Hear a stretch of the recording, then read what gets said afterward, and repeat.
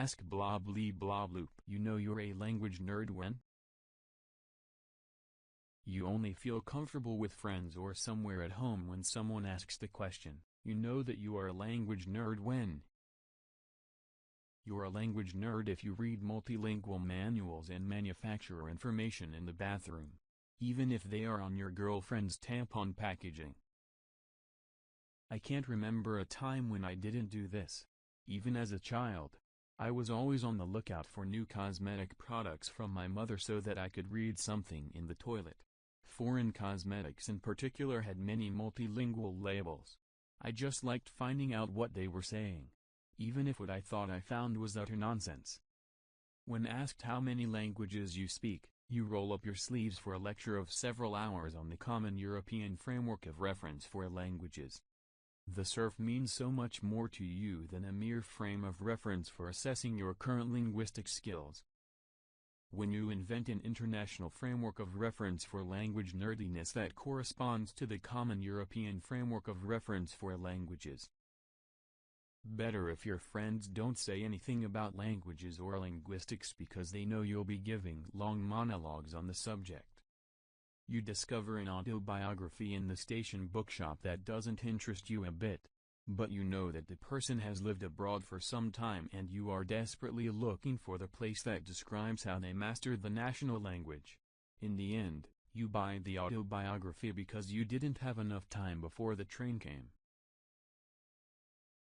You suffer from illnesses that nobody knows, except for other language nerds who have the same problems, such as language wanderlust. For example, when you wake up every morning and swear to yourself that you will only learn one language today.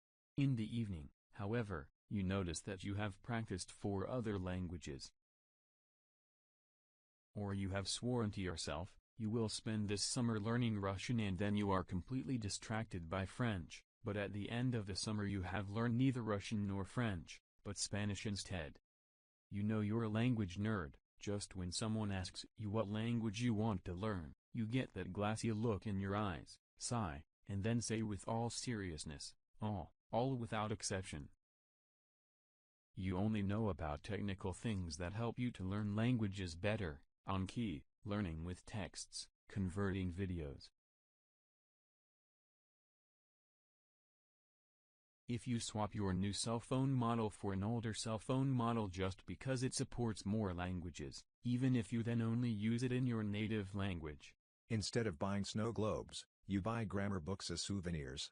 Who needs t-shirts with stupid sayings that you can buy anywhere in the world? Do you mean something like the books I bought in Russia, France or Spain?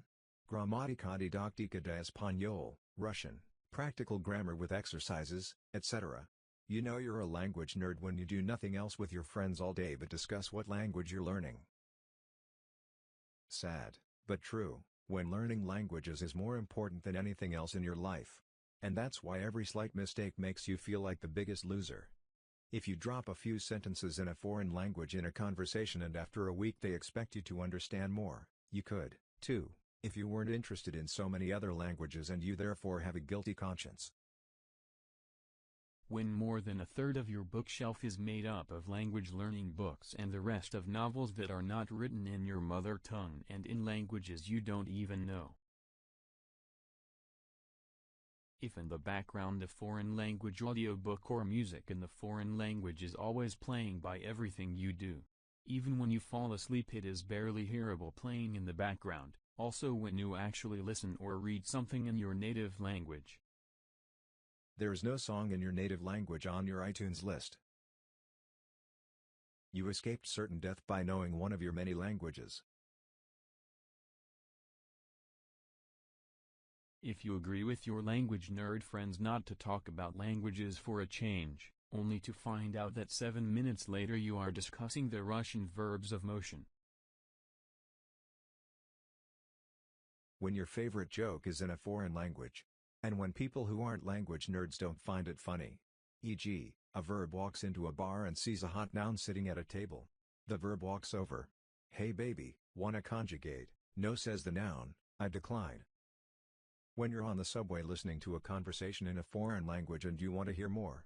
So you sit in a seat directly behind the speakers, but at the same time you don't want to be mistaken for a stalker. That applies to me. A month ago I was in a restaurant and there were some Russians there. I was there with several friends. They talked to me, but I told them to be quiet because I want to know what the Russians are talking about in Russian. When you write ironic grammars, sarcastic dictionaries, and satirical linguistic theories. When a friend tells you that you look in love, but it turns out that you stumbled upon this ingenious Russian language learning book in a second-hand bookshop. When your friends ask how the party was yesterday and you answer, "Fantastic. I spoke a little Spanish and German, a little French and a lot of Russian and English." If you've been dreaming all your life of writing a grammar for your native dialect and a grammar for a foreign language in your dialect. If you spend more on language learning and courses together than on your rent, food and girlfriend. Blah blah good? Then give us a thumbs up. And click the subscribe button.